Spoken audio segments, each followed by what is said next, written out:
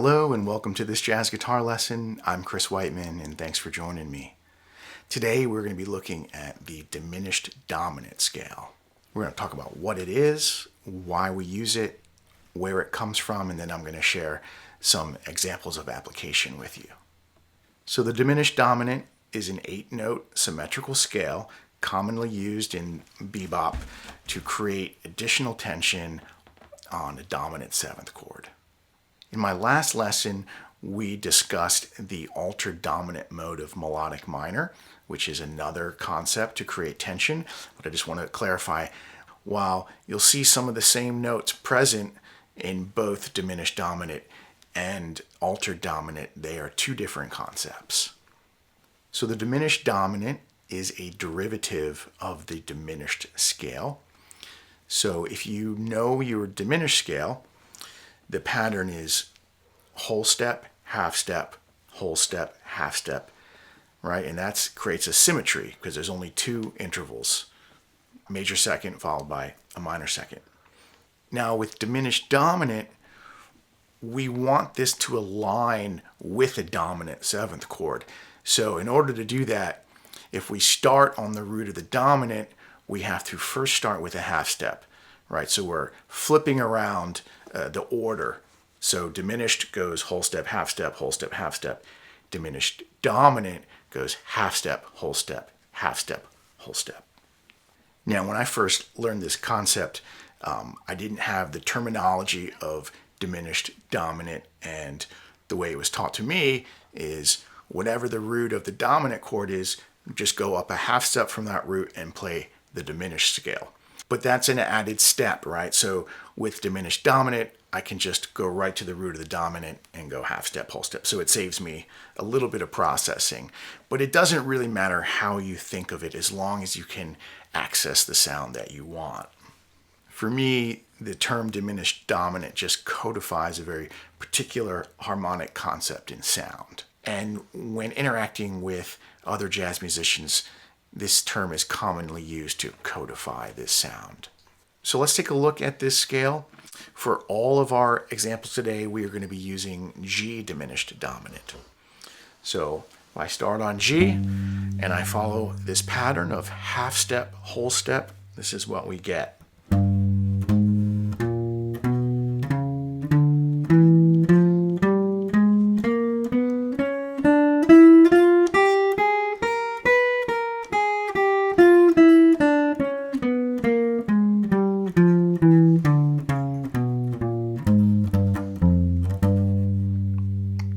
All right, so let's do a little analysis and look at how the notes of the G diminished dominant relate to the G7 chord. So we start on the root. I move up a half step to the flat 9, up a whole step to the sharp 9, up a half step to the major 3rd, whole step up to the sharp 11, half step up to the 5th, whole step up to the natural 13, half step up to the flat 7. And I'm back at my root, and we'll do the second octave, flat 9, sharp 9, major 3rd, sharp 11, 5th, natural 13, flat 7, root, flat 9, sharp 9, up to the major 3rd, and I'm done with that position there. So that scale gives us the 4 notes of the dominant 7th chord. We end up with the root, the 3rd, the 5th, and the flat 7th. And then it gives us 4 extensions. We get the flat 9, we get the sharp 9, we get the sharp 11, and we get the natural 13. Right? So root, 3rd, 5th, flat 7, flat 9, sharp 9, sharp 11, and natural 13. So now let's look at some common voicings that we can use to express the diminished dominant sound. And probably the most commonly used is going to be a dominant 7th with a flat 9 and a natural 13. And so here's G13 with a flat 9. Right. And there's something about that natural 13. If I take the natural 13 out, leave the 5th in there, you hear the flat 9, there's some tension there, right? But once I put that 13 in there, it really changes things. And so the natural 13 is one of the defining characteristics of diminished dominant.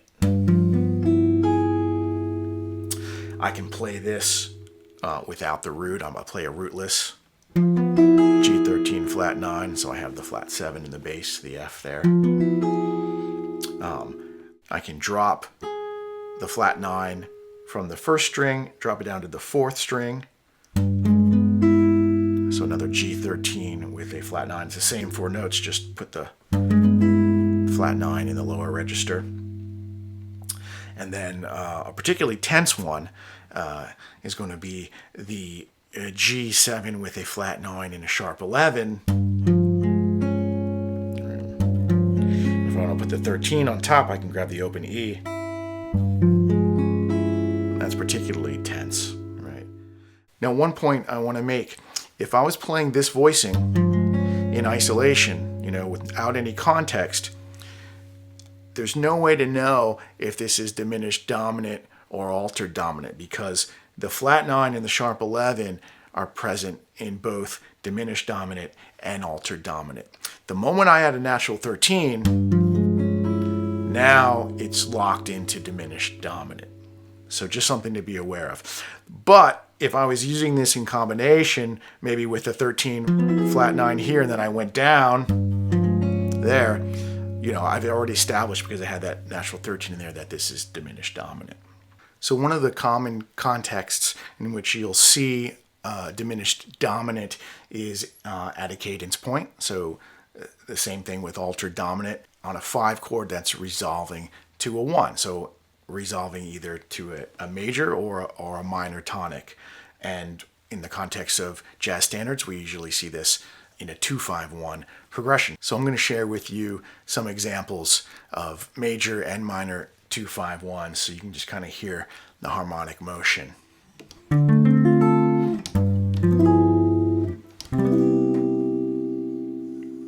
So that's D minor 7, moving down to G13 with a flat 9, resolving to C major 7. And if you look at the top voice, I have a descending chromatic voice leading. All right, so D minor 7, G13 flat 9, C major 7. All right, here's some rootless voicings.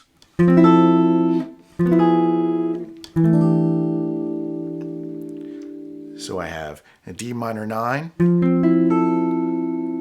G13 flat 9, and then a C6 9, right? All rootless voicings.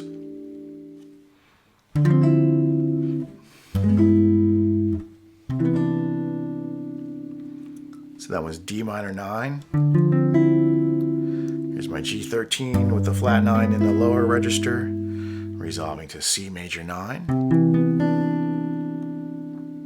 So those were all major 2-5-1s in the key of C. Now we're going to do minor 2-5-1s in the key of C.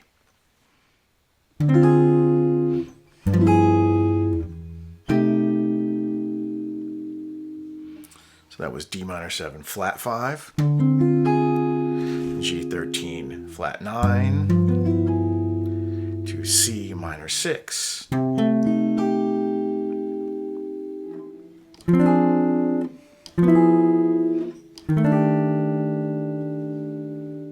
And those are all rootless voicings. Here's D minor 7 flat 5, G13 flat 9, and C minor 6 9.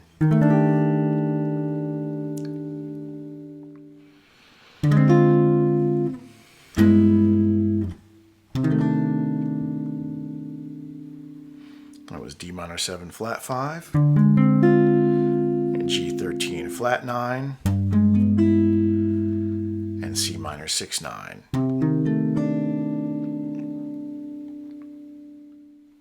Okay, we're going to do a few more examples where we're going to add some melodic and harmonic motion to the 2-5-1s.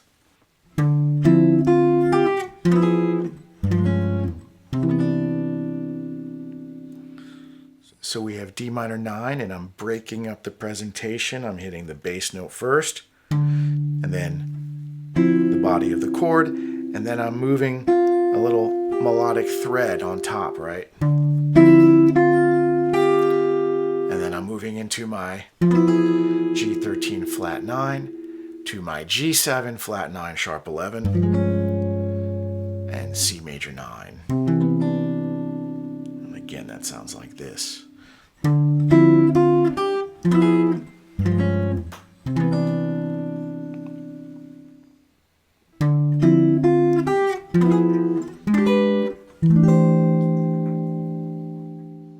So that example started out the same, breaking up that D minor 9 into the G13 flat 9, and then I move it up a minor third, and I end up with another voicing for G diminished dominant. This time it's just a G7 with a flat 9. But this ties back into the beginning of today's lesson, where we talked about the symmetry of the diminished scale. Because it's a symmetrical scale, we end up with symmetry of voicings as well, and they move in minor thirds, right? So if I'm playing G13 flat 9 here, I can move up a minor third, I can move it up again, I can move it up again, and then I'm back to where I started, up just an octave above, right? Right. Now, as I move them up, they're not all G13 flat 9s, but they're all consistent with the notes from the G diminished dominant scale. So they're going to function as G diminished dominant, right? And I can use any one of those for the 5 chord. So that example again sounds like this.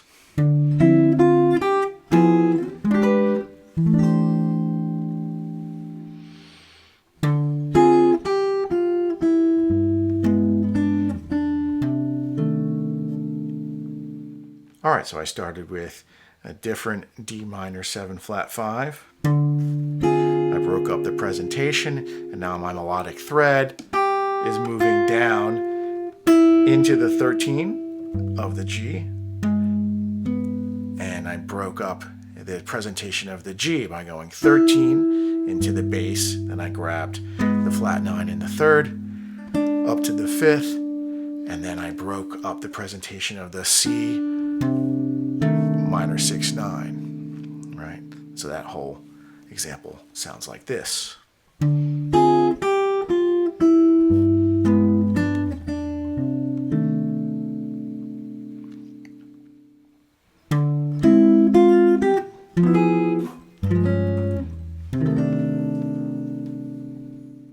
that example, I started with a D minor 7 flat 5 with a natural 9, walked up to G13 with the flat 9, followed by G7 flat 9 sharp 11, and then resolved to C minor 6 9. So by playing through those examples, I think you're really going to get the sound of the diminished dominant in your ear there, and kind of get the visual shapes of what they look like.